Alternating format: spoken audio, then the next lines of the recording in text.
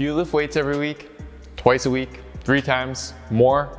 But are your arms, chest, or whatever muscle you're trying to make bigger actually staying the same size? Well, listen up, because with regards to training, I'm going to show you 5 reasons why people who lift consistently stay the same size. And if that describes you, how to fix each one. Reason 1, effort. First step, ensure that you are training with sufficient effort. Research implies that it's not necessary to train to absolute failure every set, but you do need to get close enough to it. Meaning that during each of your sets, you need to push hard enough such that you're at least 1 to 3 reps short of the point where you could not possibly do one more rep with proper form. But many people miss the mark on this one by either 1, simply not pushing hard enough during a set to reach this 1 to 3 reps short of failure zone, or 2, overestimating how close they really are to reaching this zone. For example, thinking that they just did a set with only 1 rep left in the tank before they reach failure, but in reality could have done 5 more if they really pushed themselves. A 2017 study took 141 lifters and grouped them by lifting experience. They were then asked to choose a weight that they regularly use in their training on various exercises and then predict how many reps they could do to failure. They then performed each of the exercises with their self-selected load for as many reps as possible. What they found was that beginners significantly underestimated how many reps that they could actually do, sometimes by even up to 8 reps. Whereas more advanced lifters in the group did estimate more accurately, but still underestimated their true capabilities by about 1 to 2 reps on average. Meaning that some of you watching are likely either failing to push yourselves hard enough to reach the zone needed to maximize growth, or think that you are, but in reality you have much more left to give than you think. It won't be comfortable, and you will have to push past the point where your mind is telling you to stop, but is necessary to stimulate the growth of more muscle. Reason 2, intensity. You want to make sure that you're training with enough intensity, or in other words, using heavy enough weight. For a long time, it was believed that the most muscle was built in the hypertrophy rep range of 6 to 12 reps. This concept has since been disproven many times over, and it appears that similar muscle growth can be built across a wide range of repetitions. But it does appear that there is a limit to how low of a weight and how high of reps you should go before muscle growth is compromised. For example, in a 2018 study, researchers had participants train for 12 weeks using either 20%, 40%, 60%, or 80% of their maximal strength for each exercise. Despite taking all sets to failure, gains in the 20% condition were approximately half that achieved in the 40%, 60%, and 80% conditions, which all had similar growth. Based on this, the authors concluded that hypertrophy is likely impaired when training with loads lighter than around 20 to 40% of your maximal strength for an exercise, or your 1 rep max.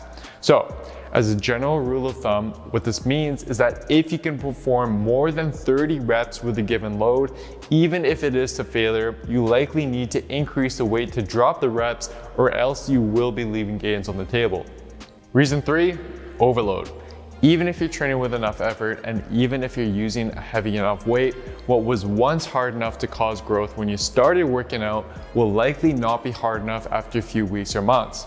The easiest and most straightforward way to make sure that you continue to push yourself is to periodically try and increase the weight of an exercise. For example, if you used 30 pounds last week and performed 10 reps, try to use 35 pounds this week and perform 10 reps. But this strategy, it works very well for new lifters, but as you become more and more trained, it is unlikely that you're going to be able to make noticeable progress on a week-by-week basis. For more advanced individuals, a more likely scenario is to try and increase the number of reps. For example, start by using a weight that you can perform for 3 sets of 10 reps.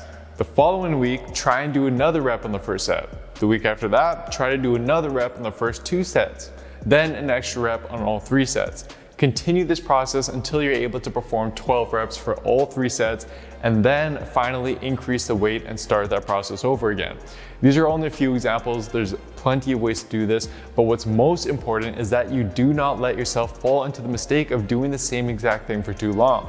Make sure that every week or every month you are challenging yourself and progressing by training with enough effort, and then increasing the weight or reps when you start to feel it become easier. Reason number 4, execution. As you continue challenging your muscles and pushing them harder than you're used to, you need to ensure that your technique remains on point. Many make the mistake of trying to do too much too soon and sacrificing good technique to use more weight or add another rep. So even if you checked off point number 3, you could be artificially getting stronger and improving your sets and reps every week, but compensated by using more momentum or shortening the range of motion.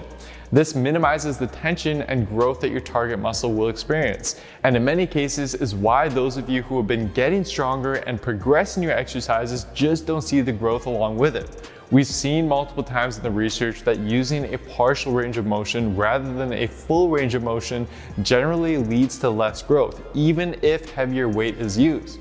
And I'm sorry to break it to you, but many of you watching will need to reduce the weight that you're used to using and focus on improving your form. Trust me, I know you'll be feeling as if you're taking a step backwards, but that couldn't be further from the truth and is necessary if you want to start actually seeing results.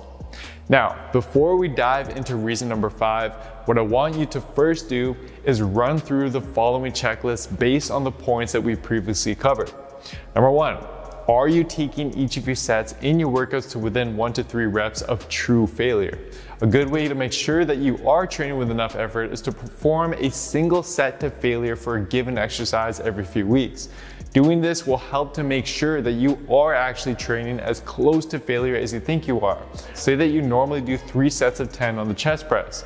Every 2 to 3 weeks, perform your first 2 sets as you normally would, but then take your last set to absolute failure.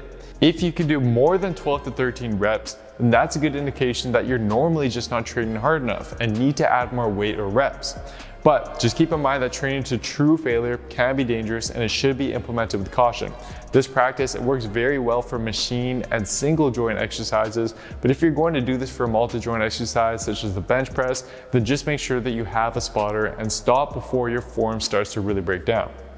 Number 2, are you training with enough intensity? If you can perform more than 30 reps when you take a set to failure, then you need to increase the weight that you're using.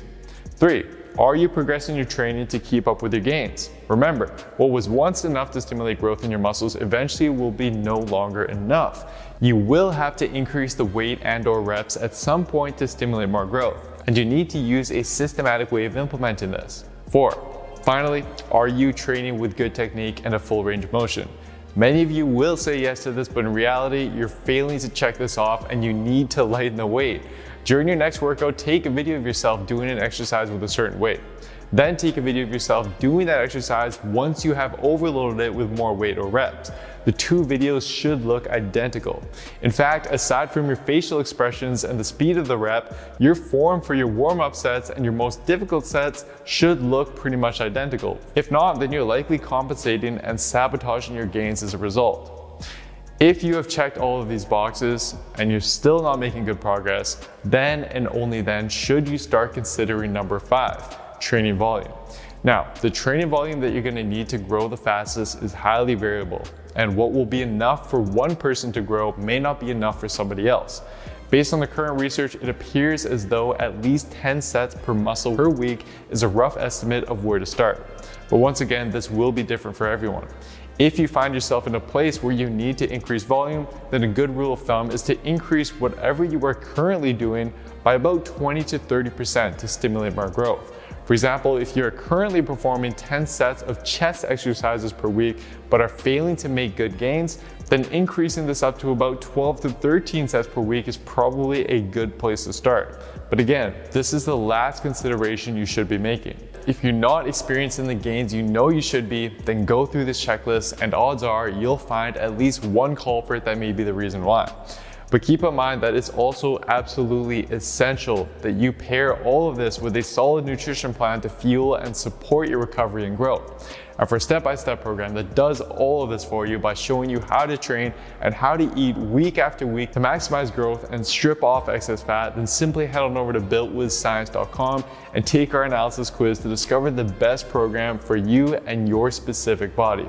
Anyways, that is it for today, guys. I really hope you enjoyed this video. Please show your support by giving the video a like, leaving a comment down below as to what you'd like to see me cover next, subscribing to the channel, and turning on notifications for the channel as well, as this all really helps me out and I really appreciate it.